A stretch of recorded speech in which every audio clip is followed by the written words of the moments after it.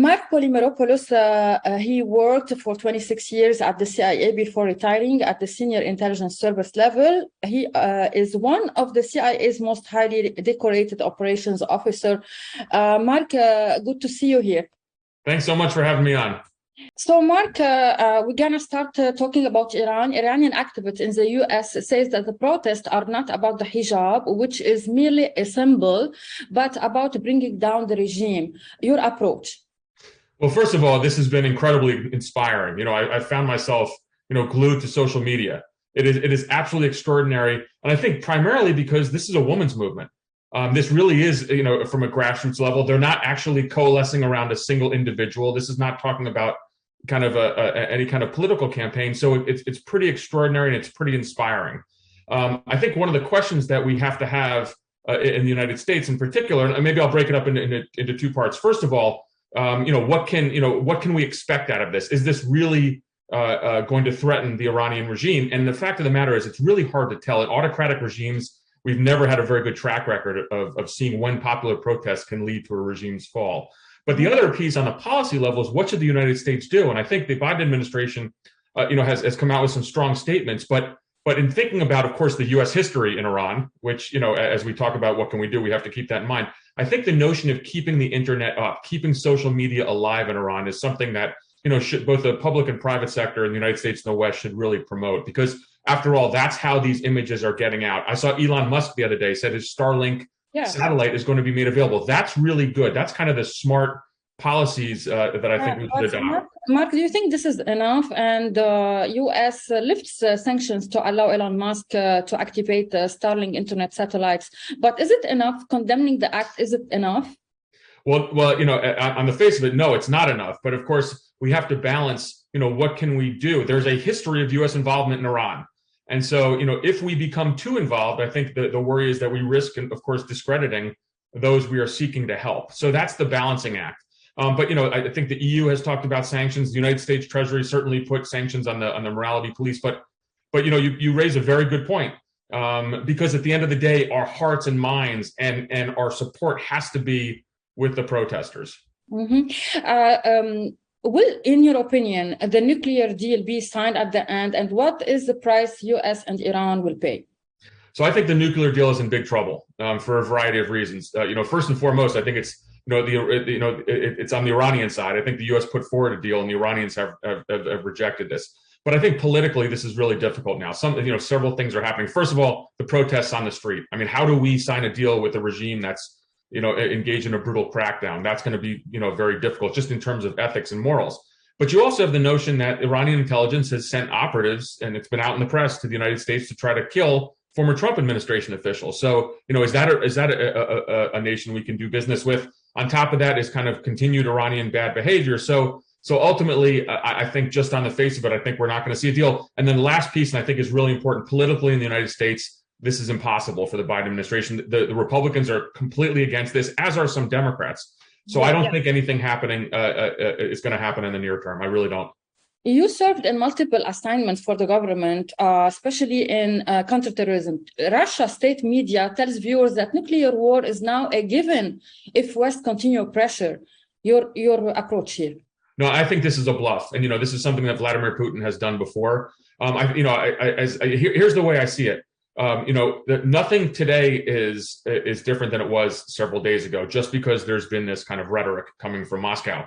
What the U.S. intelligence community, in my mind, is certainly doing it. They're laser focused on the on the Russian, kind of nuclear posture. So if we see with our collection systems, whether it's human intelligence, signals intelligence, imagery, open source, if we see any kind of movement for Russia to move its tactical nuclear weapons, maybe we listen to commanders discussing this. I think that's different. But right now, I think it's rhetoric. I think there's space for the U.S. and the West to still operate, to still arm the Ukrainians. And I don't want us to become trapped in this kind of, nuclear, bluff that Putin has so often used in the past. I think we have room to maneuver right now.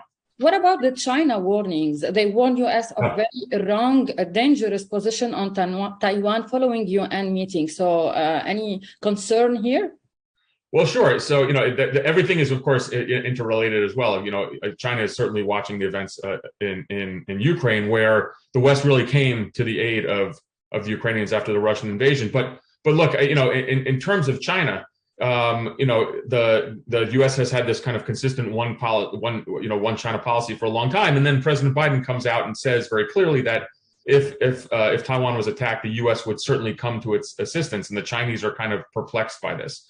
But I think this kind of ambiguity is not a bad strategy from the United States, because ultimately our job, as in the U.S. at least, or the goal is to dissuade China from making any move on Taiwan, and this is going to be a tightrope we play for some time. Mm-hmm. Mark, you served in the Middle East, South Asia, and including intensive time in Iraq and Afghanistan. Sure. I want to talk about GCC countries, especially UAE. How do you see the UAE reflecting its policies to spread or search stability in the Middle East?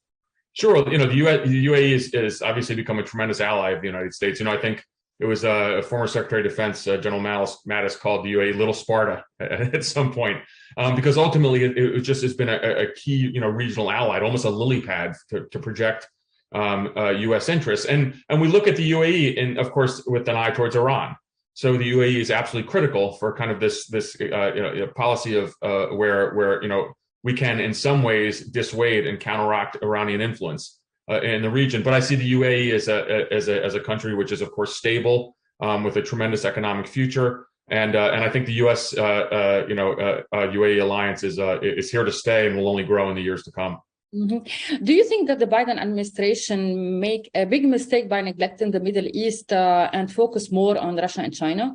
Well, what a great question, because it's funny, every president comes into office and they say we're going to pivot to China, and then the Middle East sucks them back in.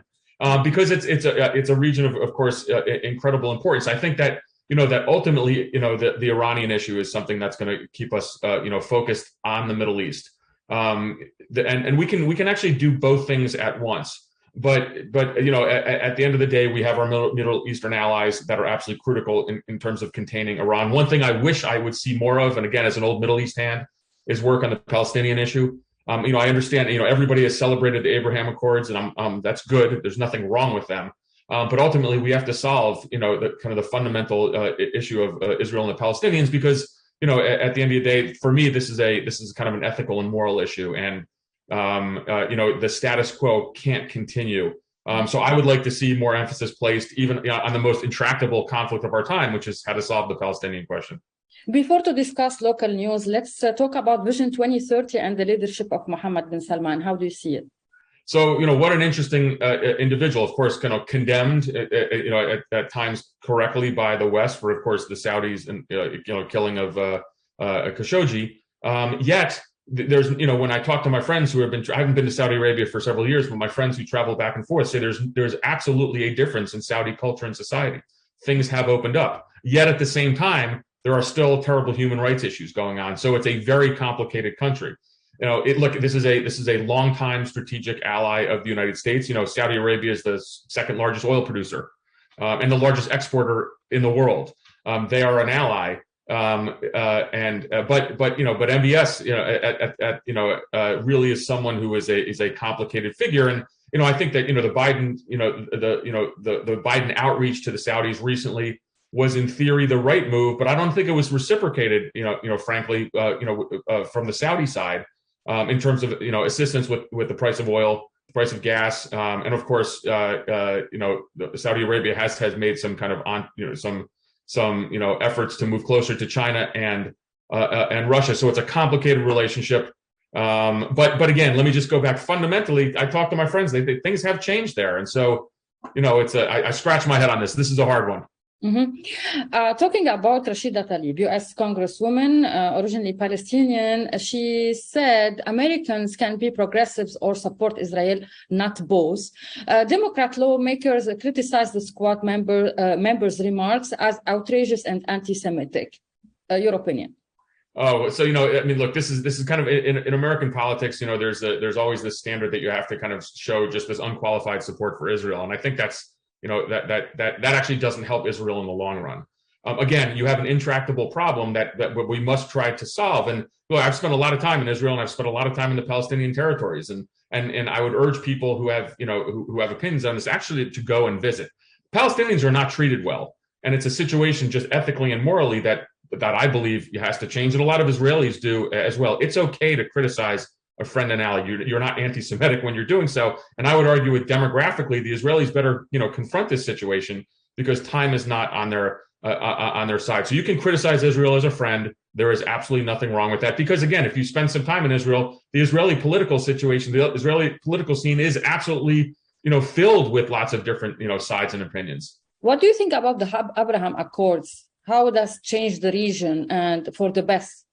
So it clearly was a benefit. And, it's very interesting in the United States because people have such strong opinions on the Trump administration. But I think, and I was no fan of the Trump administration, but I think they do get credit. They should get some credit for the Abraham Accords because in the end, this is pushing the region towards into the future.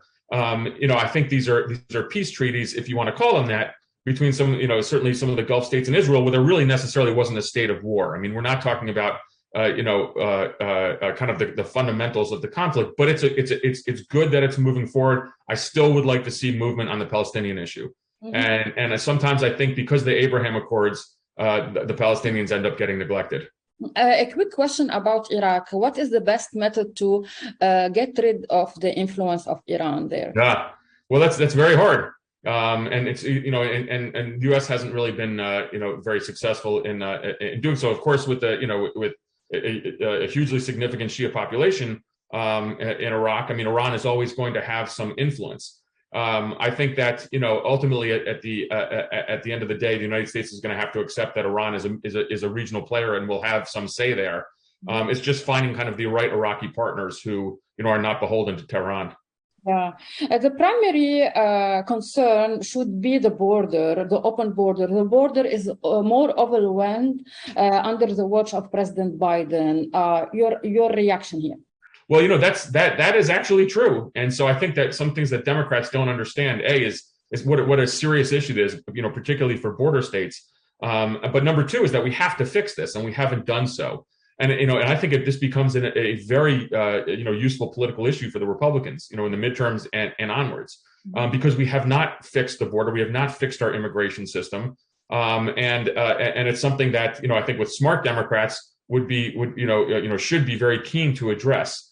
But this certainly has been taken over by the Republicans as one of their rallying cries, and I think they're going to find success in this. I'm going to take some questions from the audience. Sure. One asks you, there has been news going on that the health of Ayatollah Khamenei is deteriorating. Yes. Who do you think will be the new supreme leader of Islamic Republic? Well, certainly there's going to be a fight over this. I believe his son is being touted as perhaps the next leader. But this is and his son, who I believe also has very strong ties to the security services. But I think that in the end, while this matters, I'm not sure that whoever succeeds, and of course, I think there was also some talk of a council being formed.